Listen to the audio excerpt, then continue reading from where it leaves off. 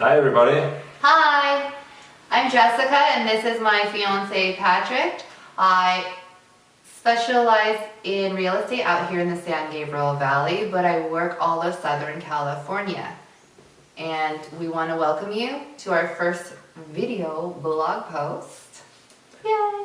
Yeah, so this is going to be a series about some of the questions that we have heard from first-time homebuyers. Some of them often don't know whom to address these questions to, or whether it's silly to ask these questions in the first place.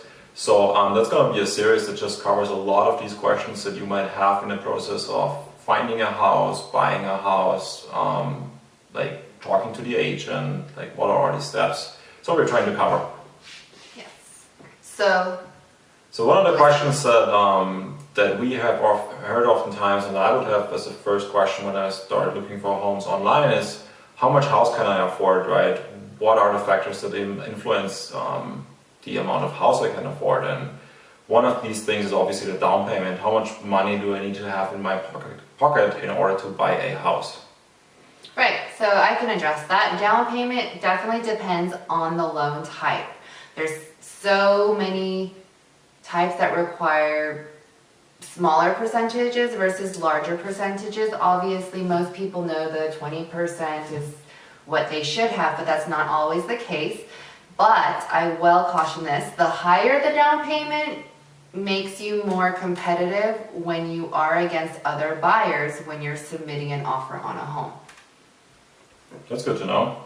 And then what's about the credit score? Like you hear all these different numbers people put out there, like 700s or whatever. Like what's the impact on the credit score on my loan and my loan amount? Well, low credit score doesn't automatically mean that you won't get a loan, but there are ways to fix your credit score if it is really required of fixing. I've worked with people who have had mid 600s and we've been able to approve them. What I would recommend though is knowing what's on your credit report. And I believe you mentioned something about something you can get your credit score? Yeah, there are ways online. There are basically 3 major credit bureaus in the United States, and for all 3 of them you can request a free report once a year. Just takes 5 minutes to do that online, and then you know what's on your credit report. So it's not just your score, but you know the number of open credit cards, the number of open loans, late payments, all these factors that have an impact on your loan to get an idea how bad they are and if they need to be cleaned up. So another question that comes to mind a lot of people have is, what if I have existing debt? What if I have existing loans that I'm still paying off right now? How does that impact my ability to buy a home? Well, debt to income level is definitely important. You obviously don't want to buy a car before you buy a house because now you have more debt to add and you may not qualify for as much financing as you would want or would need. So I would highly recommend keep your debt levels low.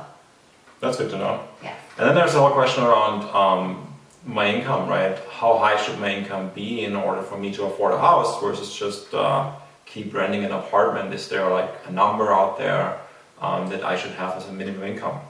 Well, there is a home for every income level, and it may not be necessarily your dream home, but if you're thinking owning versus renting, definitely it's better to own and build your equity so that you can work towards getting your dream home. Okay. And then I guess for a lot of people it's kind of unclear to see how you would get a loan and how many different types of loans there are, right? You see TV ads and online ads for certain APR rates and like a 30-year runtime and all these things. Like, how much flexibility is there for the loans? Well, there are a lot of different loan types. There's so many different various options that people have these days. It depends on your income, your life situation, and a few other things. But what I would tell people is don't just think you only have 1 or 2 options. Definitely reach out, ask questions, go to a bank if you want as your first start. But realize that the bank is looking out for themselves. I would highly recommend talking to several different people or even reaching out to myself. I can help you answer those questions as well. Or I can put you in touch with somebody who works with several different banks. Well, that's awesome. Thanks guys for watching. If you like this video, please subscribe. Come back, we're going to do more of those. Let us know in the comments what you think about the video, the kinds of questions you might have, the backgrounds we used in the video. So we're trying to show some of the houses in the area that might be interesting. Let us know what you think and look forward to seeing you next time. Yes, definitely. Bye. Bye guys.